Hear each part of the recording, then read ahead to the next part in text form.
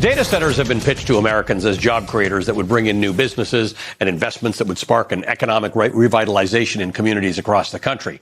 Instead, many Americans are feeling like they're being left behind by politicians who would rather cater to big tech's needs than their own.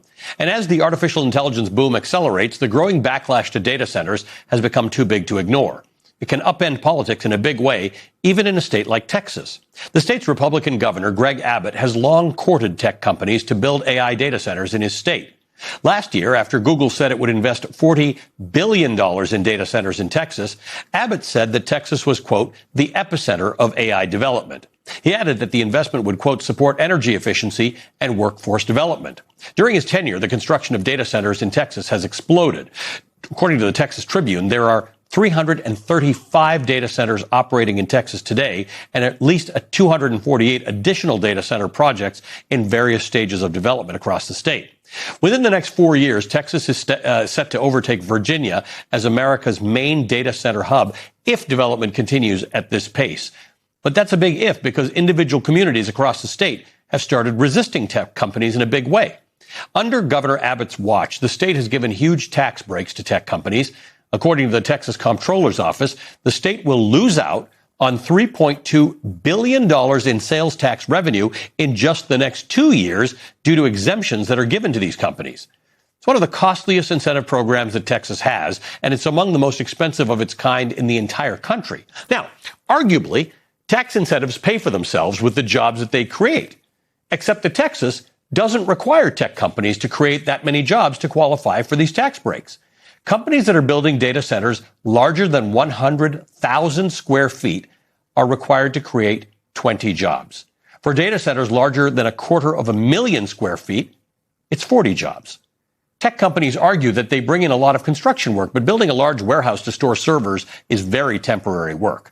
And there are other concerns: the strain on the power grid, the pollution created by the need for more power, the enormous need for water.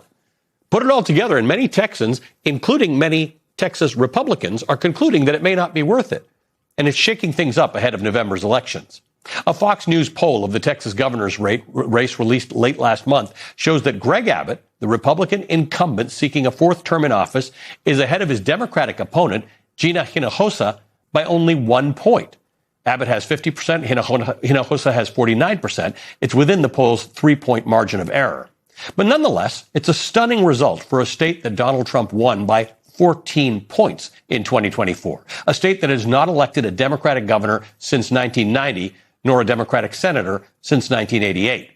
Cook Political Report shifted the Texas Senate race recently from solid Republican to just likely Republican, yet another sign of Abbott's potential weakness.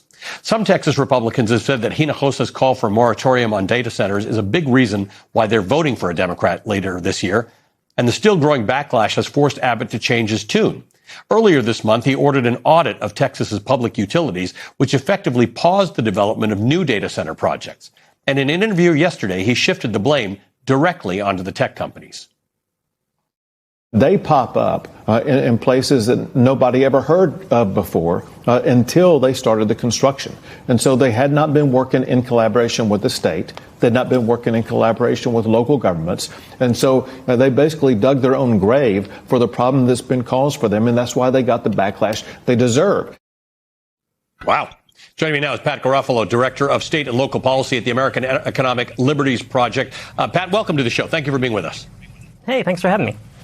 Look, in a Substack post earlier this summer, you didn't call for data centers to be banned because that might be verging on Ludditeness, but you did think we should ban subsidies for these data centers. Tell me, I'm going to actually read a little of what you wrote. You said data centers should be located where they provide tangible benefit to the community, not where they can engage in the most extraction, and eliminating the ability of the tech industry to claim tax handouts for building them is step one toward achieving that dynamic. Tell me more about this, because that seems to be the complaint a lot of people, one of the complaints people have, that you're giving them these tax benefits, they're not really creating jobs.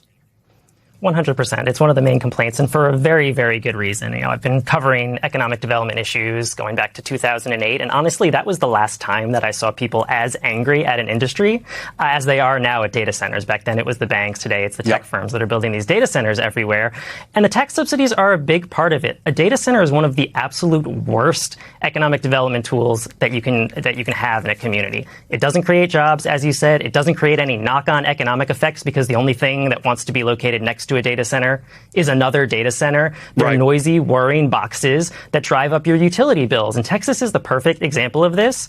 When the tax break was created for data centers in Texas, they estimated that this year it would cost about $130 million with an M. This year it's going to cost them more than $1 billion with a B. And as you said, about $3.3 billion over a 2-year budget window. That's really real money that can go into all sorts of projects that would actually help Texans, actually create jobs, actually help local businesses, and instead is being funneled to some of the most profitable companies in the history of the world. So data centers are basically server rooms. They're server farms. They're just big ones because AI uses that much more computing power. So they've been around forever. We've seen server, but you don't interact with them. You don't really think about them much. Part of the issue here is the impact that they are having. The tax revenue lost. And as you said, energy. Texas has a power grid problem to start with.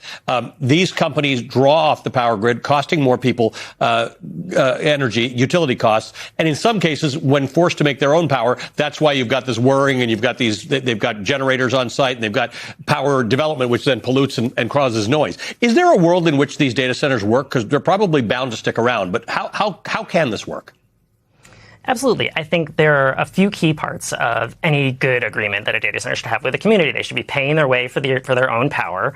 They should be rejecting any tax subsidies, and any tax subsidies on the books should be repealed.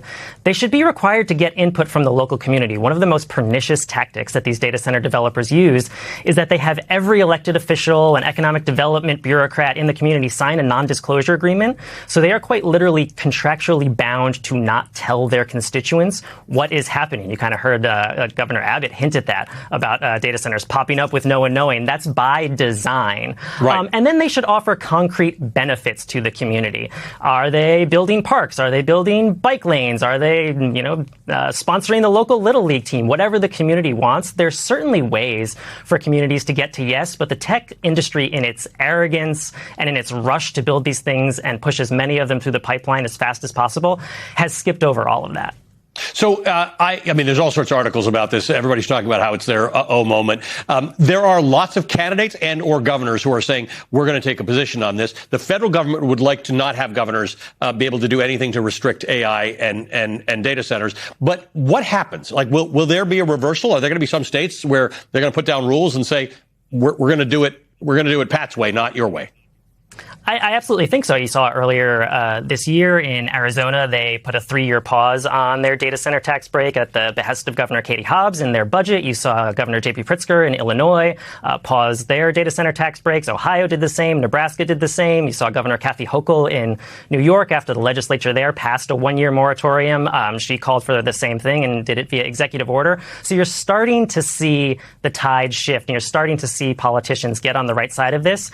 But I do want to point out that voters have been there for a long time, and at the local level in communities all over this country, you've seen city councilors and mayors and kind of council aldermen lose their jobs because they were on the wrong side of the data center issue. So this is finally trickling its way up to federal actors.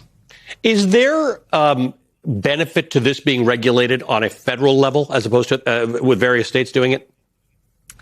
I think that would be hard, mostly because of the tie-in with utilities. And I think that's a really important point here, is that there's a bit of collusion going on between the tech firms and the monopoly utilities. It's in the utilities' interest to have the largest projections about data center use and as much power as they're going to need, because the utilities can then recoup that from ratepayers, even if, and this is an important point, that stuff doesn't get used. So if in a world in which an AI bubble pops and we suddenly don't need all these data centers, we don't need all this power, the utilities are still going to be able to make bank and charge ratepayers for this. So I think it's a really important role for states and localities and state utility regulators to play in ensuring that that nightmare scenario doesn't happen.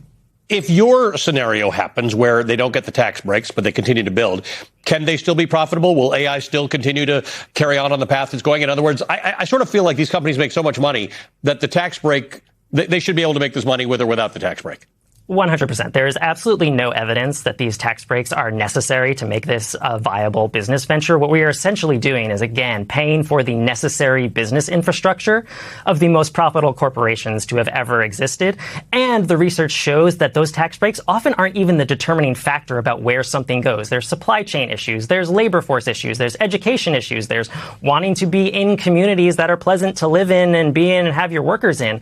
So these tax breaks are not the deciding factor. They are quite simply big tech taking money that politicians have willingly been giving them.